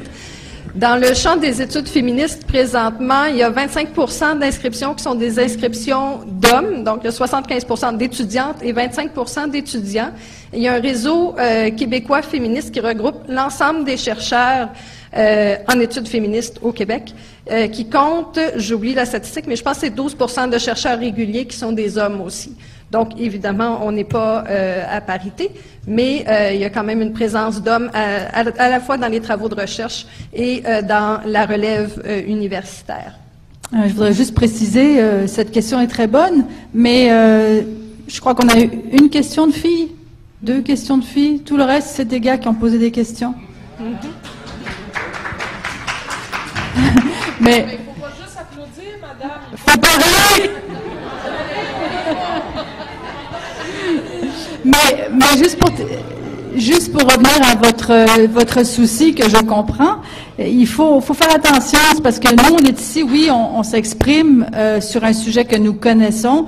Il y a assez peu d'hommes qui s'expriment sur le féminisme en général et sur les enjeux d'égalité, donc on a aussi ce problème-là. Et puis, sachez que dans beaucoup d'organismes, il y en a des hommes. Celui auquel je participe, qui est le groupe Femmes Politiques et Démocratie, notre conseil d'administration compte des hommes, justement. On a 4 gars, peut-être 5 ou 6 filles, parce qu'on essaye justement d'avoir la parité, de la prôner nous-mêmes. Mais il y en a des hommes qui s'expriment. C'est sûr que, comme je vous dis, la nature fait en sorte qu'ils s'expriment déjà beaucoup. Alors c'est pour ça que des fois on compense. Je pense qu'il ne faut pas se justifier. Je pense que parfois, il faut être majoritaire. L'invitation a été lancée, puis je suis fière qu'on soit 4 femmes, puis qu'il y ait des gars dans la salle qui nous entendent. Mais je suis militante féministe, mais je suis aussi militante syndicale. Donc, toujours, depuis que j'étais au Québec, ça fait plus de 40 ans, j'étais militante syndicale, dans une organisation mixte. Puis une organisation syndicale où il y a tous les secteurs sont représentés. Sauf que quand on allait rencontrer la Fédération de la construction, dans une salle de 100 personnes, 100 gars, il y en avait seulement une femme qui avait eu la chance, l'opportunité, je dirais, de pouvoir y travailler. Puis il y a beaucoup de femmes qui voudraient intégrer ces secteurs-là, mais qu'aujourd'hui ne peuvent pas le faire à cause de la discrimination systémique. Ça, c'est au Québec. On peut dire la même chose, c'est-à-dire qu'au niveau de les organisations syndicales, on a des secteurs dans l'organisation dans laquelle je proviens, qui c'est la Confédération des syndicats nationaux, secteur de la santé et services sociaux, majorité de femmes. Dans les assemblées syndicales, majorité des femmes. Mais c'est qui parle? C'est les gars. C'est qui prend le poste de pouvoir? C'est les gars. Parce que le problème qu'on a, et c'est pour ça qu'il faut faire toute une formation politique aussi, c'est que quand on approche une fille pour qu'elle se présente, mais je suis pas capable, j'ai mes responsabilités familiales, faut que je réfléchisse. Quand on pose la question à un homme, il se pose pas cette question-là, il se présente tout de suite au micro. C'est la réalité. Parce qu'on est dans un système, c'est ça qu'on appelle le système patriarcal. Et c'est pour ça qu'il faut travailler sur ces questions-là pour défaire tout ce qu'on a été, parce que même nous portons, nous les femmes, c'est parfois ces valeurs de patriarcat. Puis on l'a fait intégrer aussi à nos garçons, à nos filles. La façon qu'on les habille, rose, bleu. Et toute cette façon de faire, faut changer. Et c'est comme ça qu'on travaille, mais pour ça, là, ça prend une force, ça prend une collectivité, que chacun le fasse, oui, chez nous, de façon individuelle, mais aussi, surtout, de façon collective. Moi, je voudrais dire un mot sur les inégalités entre les femmes. Ça, c'est une question extrêmement pertinente et qui m'interpelle beaucoup. Bien sûr qu'il y a des inégalités entre les femmes. Moi qui vous parle, je suis né dans une famille à l'aise. J'ai fait des études quand j'étais jeune dans des écoles privées. J'ai eu un bon emploi. Bon, dans le communautaire, là, disons qu'il a fallu regarder le budget un peu. Mais je veux dire, j'ai eu beaucoup de chance dans le fond dans la vie. Je suis une féministe blanche, canadienne, française, catholique, comme j'ai déjà dit, privilégiée. Mais c'est pas le cas de toutes les femmes au Québec, là. Plein de femmes sont nées dans des milieux ouvriers avec beaucoup moins de chances, plus de difficultés à aller aux études. Là, je parle d'une certaine génération. Maintenant, les choses ont quand même changé. Il y a énormément de femmes maintenant qui se rendent au cégep et à l'université. En fait, elles sont même majoritaires au cégep et dans beaucoup de facultés universitaires. Mais si on veut parler d'inégalité entre les femmes, on va se parler bien sûr de revenus, de classe sociale, carrément. Je vous parlais de l'immigrante au salaire minimum, mais c'est une réalité, puis donc déjà là, il y a une inégalité.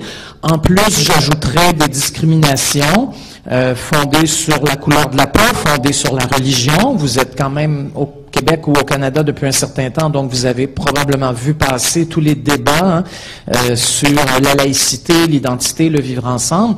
Les femmes musulmanes, c'est pas facile pour elles la vie en ce moment au Québec, là, si elles portent un voile plus particulièrement. Donc oui, il y a des discriminations à l'égard de certains groupes de femmes, de certains secteurs féminins, discrimination économique, discrimination sociale ou culturelle.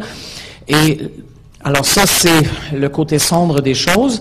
Le côté plus lumineux des choses, c'est que le mouvement des femmes au Québec, moi je dirais depuis une bonne vingtaine d'années, a pris davantage le taureau par les cornes, s'est ouvert beaucoup plus aux femmes de la diversité, travaille beaucoup plus avec finalement des femmes de tous horizons, de toutes origines. C'est pas simple, je sais qu'il y a des difficultés, on rentrera pas là-dedans, mais moi je pense que c'est prometteur pour la suite des choses. En fait, c'est essentiel.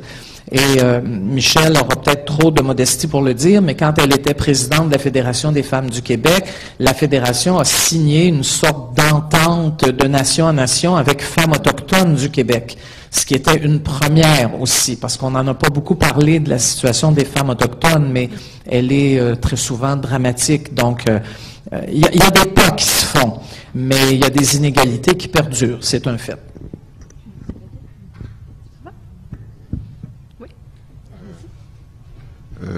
Je suis Florentin Midel. Oui. Je m'appelle Florentin Midel, je suis haïtien et je suis en maîtrise en santé publique actuellement. Donc, ma question, c'est surtout sur la religion, comme vous parlez de la religion là. Donc, comment aborder la parité homme-femme, surtout avec l'importance qui est accordée avec la religion au niveau de nos pays, donc de nos pays du Sud. Parce que, comme vous le savez, que la religion a commencé avec, on peut dire que, a instauré même ce système patriarcal. Donc, comment aborder tout ça avec l'importance que la religion prenne dans nos vies, dans nos pays du Sud? C'est une excellente question. J'ai eu la chance de travailler avec des groupes syndicaux au Sénégal et de visiter des projets, comme on dit, sur le terrain. Et les syndicalistes sénégalaises, elles travaillent aussi avec les leaders religieux. Parce que quand elles veulent travailler dans les collectivités ou les communautés, évidemment, le syndicalisme au Sénégal, c'est un syndicaliste qui va aller chercher aussi les femmes de l'économie informelle, parce que dans plusieurs de vos pays, la majorité des travailleuses sont de l'économie informelle. Alors, quand on veut travailler avec elles, il faut aller dans les collectivités, dans les communautés. Et pour arriver à rencontrer les femmes, à s'assurer qu'elles auront du temps pour venir à une rencontre, il faut qu'ils travaillent avec les leaders de la communauté et aussi les leaders religieux. Parce que si les leaders religieux se mettent à dire vous n'allez pas à cette réunion-là parce que c'est à l'encontre de toutes nos valeurs, ben ça fonctionnera pas. Alors donc c'est très ardu comme travail et c'est un travail assez remarquable. Quand on disait ce matin, est-ce qu'on a à apprendre les uns des autres? Moi, j'ai beaucoup appris de ces pratiques. Et les changements au niveau des religions, ils ne peuvent pas venir en dehors des femmes elles-mêmes qui vont poser des questions et qui vont s'affirmer. Et je pense qu'on doit le faire ensemble, en appui, et de transformer de l'intérieur. Parce que il y a des femmes, il y a des féministes dans toutes les religions qui posent des questions et remettent en question les principes qui amènent la discrimination à l'intérieur des structures des religions. Alors, c'est des questions complexes, mais il faut aussi les travailler avec les femmes à la base.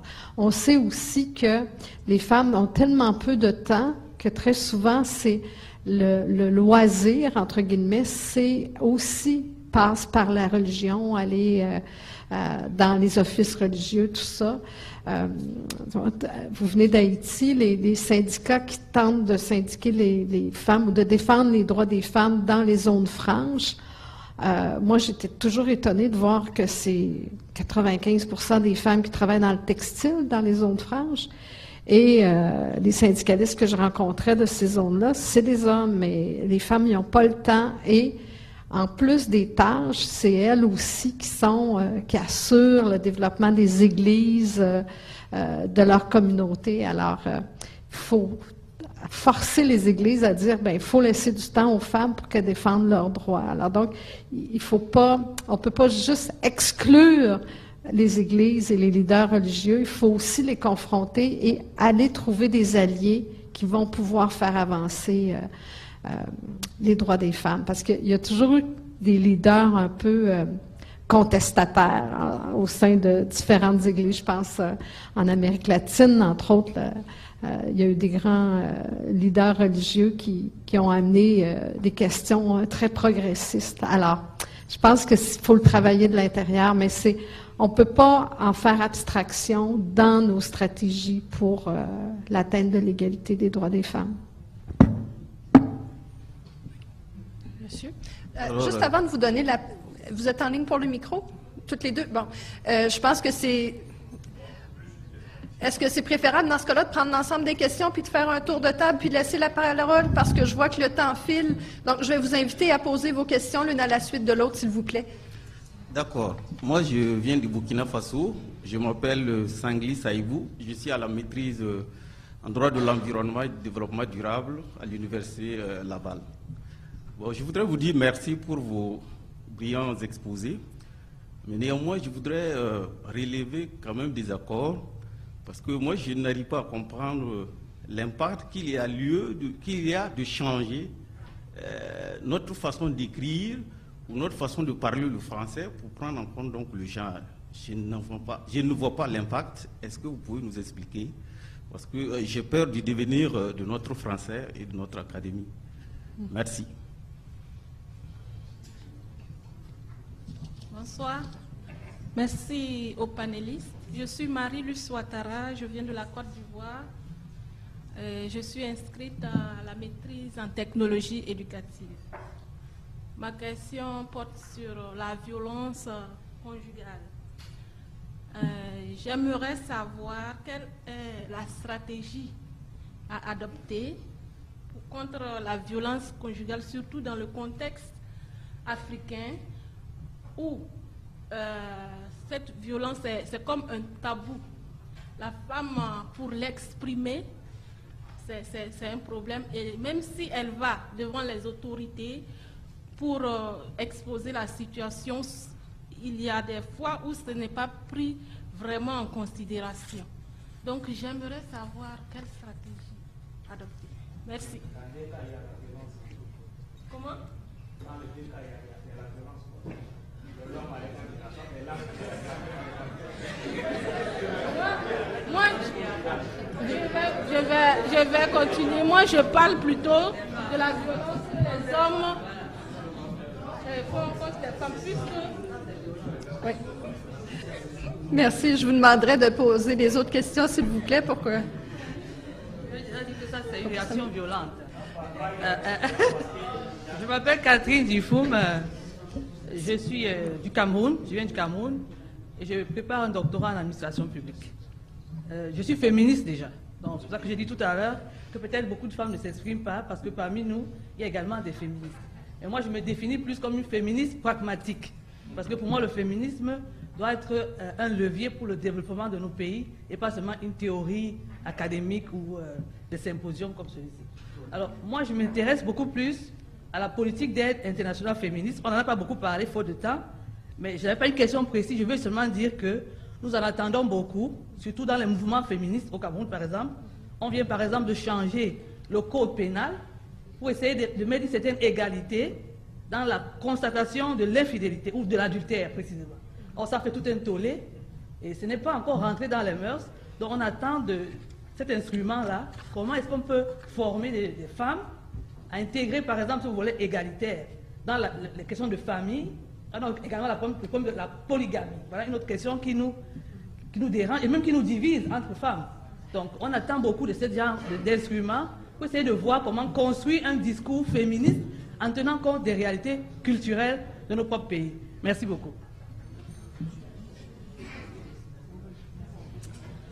Et la dernière question vient d'une participante en ligne, Madame Ndiogose, qui est une boursière du PCBF aussi. Alors, sa question, elle dit « Les mouvements de lutte pour l'égalité hommes-femmes nécessitent de faire face à des défis culturels ancrés depuis des siècles au sein des sociétés. Dans ce sens, les revendications féministes constituent des opportunités de changement social. Mais à votre avis, n'existerait-il pas un risque d'uniformisation culturelle ou de déni d'une certaine identité culturelle? Y aurait-il des précautions que vous suggéreriez pour éviter ces possibles écueils? » Merci. Merci. Donc, mesdames, je vous laisse à chacune environ 90 secondes pour aborder l'aspect de la question que vous voudrez, si on veut s'en tenir à l'horaire et permettre la reprise des activités cet après-midi. Oui? 30 secondes. Ben, juste pour vous dire que dans la dénomination des métiers, par exemple, et quand on interpelle et quand on écrit, quand on met toujours tout au masculin, ben, dans votre imaginaire et vos biais inconscients, vous allez toujours voir un homme, vous allez toujours le voir au masculin. Il y a un article qui est sorti il n'y a pas longtemps dans le New York Times qui disait en anglais, le titre c'était « Picture a Leader ». Et c'était une étude qui avait été faite par une psychologue et qui avait demandé à des étudiants adultes, là, des gens qui réfléchissent, pas des enfants, de dessiner un leader.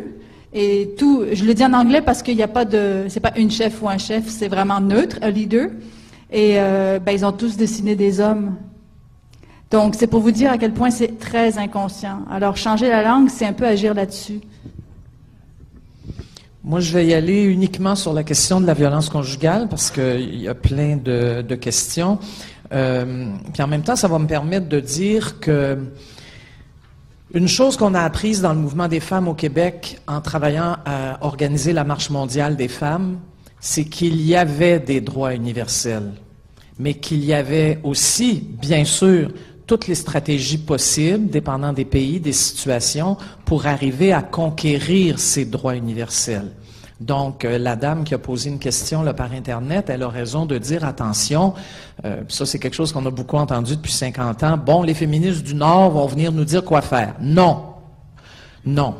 Parce qu'en plus, ce qu'on a compris avec la Marche mondiale des femmes, c'est que les féministes du Sud, et il y en a des milliers, il y en a peut-être des millions, elles sont en train de s'organiser, elles ont leur propre stratégie. Donc, à ce niveau-là, j'ai pas trop de crainte, parce qu'en général, les féministes du Sud, elles ont de la gueule, je dirais, puis elles sont capables de nous remettre en question, c'est parfait. Si je reviens brièvement à la question de la violence conjugale, bon, d'abord, tout pays confondu, là, dans 80% des cas, on parle de violence d'hommes à l'égard de femmes. Donc, on ne discutera pas longtemps, c'est clair, c'est statistique. La violence entre êtres humains est inacceptable. C'est pas plus acceptable qu'une femme batte un homme. Bon, donc, réglons très vite cette question-là. Mais dans 80% des cas, on parle de violence à l'égard des femmes. Je vais vous donner juste un exemple parce qu'on demande, tu sais, on veut parler de stratégie. Mais non, il n'y aura pas de stratégie unique non plus.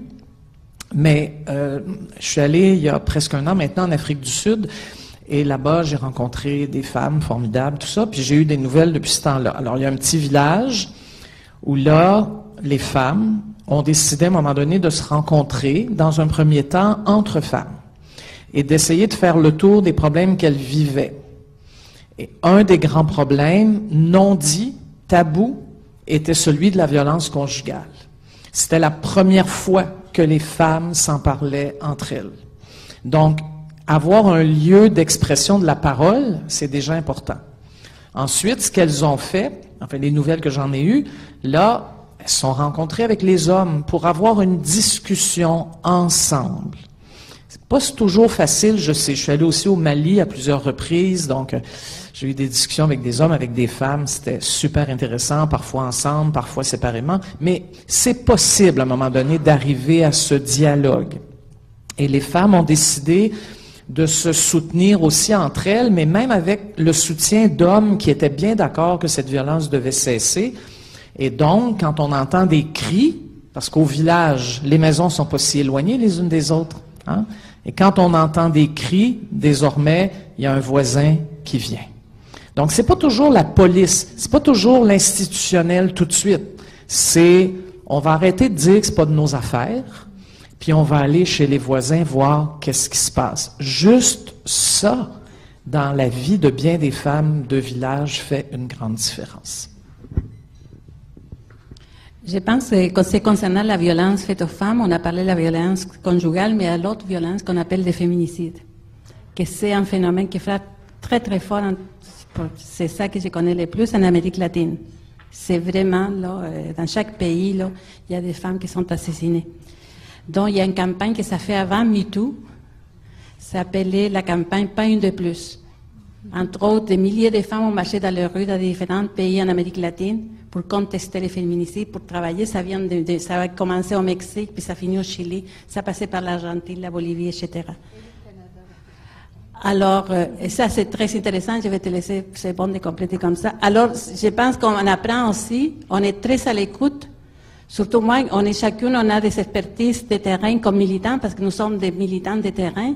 On a des expertises différentes, on les met tout ensemble pour créer vraiment des liens que j'ai parlé tout à l'heure, de solidarité, puis des échanges, mais que c'est des échanges qu'il faut qu'ils soient égalitaires. On ne peut pas, les solutions qui sont bonnes pour ici, ça ne peut pas être bonnes nécessairement pour un autre pays. Il faut vraiment mais apprendre les uns et les autres. Et c'est quelque chose que nous avons appris beaucoup, beaucoup avec les femmes du Sud à l'intérieur de la Marche mondiale des femmes. Alors on va continuer dans ce sens-là. Oui, la campagne Pas une de plus s'est étendue aussi au Canada parce que vous avez suivi l'actualité, vous savez qu'il y a eu trop d'assassinats et de femmes autochtones disparues. Alors ici aussi, on est confronté à ces crimes envers des femmes et ça rejoint la réflexion sur l'inégalité entre les femmes elles-mêmes et des femmes parmi les plus inégales au Québec et au Canada, c'est certainement les femmes autochtones. Mais je voudrais répondre à votre question, Madame, qui êtes féministe et pragmatique. Je suis tout à fait d'accord avec vous et je crois sincèrement que la politique féministe du Canada pourra vous servir. Elle va servir à des projets de partenariat, comme on en mène déjà, mais dans l'aide bilatérale que votre pays pourra négocier avec le Canada, il y a des possibilités que des financements favorisent la mise en place d'environnements porteurs et, par exemple, le Canada pourrait appuyer, pas seulement financièrement d'ailleurs, des organismes comme Ministère de la Condition féminine et des programmes. Donc, ça pourrait être intéressant pour développer davantage des programmes que vous avez en tête et qui mériteraient d'avoir un levier financier ou politique ou un appui politique. Dans un féminisme pragmatique, il faut un ensemble, un éventail de moyens. Et les moyens qui peuvent être développés par les institutions sont vraiment très importants. Et tant mieux si cette politique peut servir de levier et d'appui. Et ce qui va être intéressant, c'est de travailler ensemble. Alors, de compter sur les réseaux d'organismes de coopération et de solidarité internationale québécois et canadiens pour s'assurer que la politique prenne vraiment son ampleur et qu'elle porte ses fruits. Autant en appuyant des groupes de femmes locaux, mais aussi de nous assurer, dans la perspective de l'aide bilatérale d'un pays à un autre, que cette même approche est maintenue. Et plus globalement, ensemble, on doit voir comment l'atteinte des objectifs pour le développement durable, dont un objectif est l'égalité des droits des femmes, mais en fait, l'égalité des droits des femmes est transversale à tous les objectifs. Si on prend les changements climatiques, il faut qu'on ait une approche spécifique pour les droits des femmes. Donc, votre ministère de l'Environnement bénéficierait tout à fait de votre apport féministe et pragmatique pour s'assurer que les programmes contre le réchauffement climatique qui seront appliqués au Cameroun vont tenir compte aussi de cette dynamique. Donc, le ministère de la Condition féminine ou d'autres instances peuvent être majeurs pour l'ensemble de l'État du Cameroun ou d'Haïti ou au Québec comme au Canada. Merci beaucoup. Donc, je vous invite à vous joindre à moi pour remercier chaleureusement nos 4 panélistes.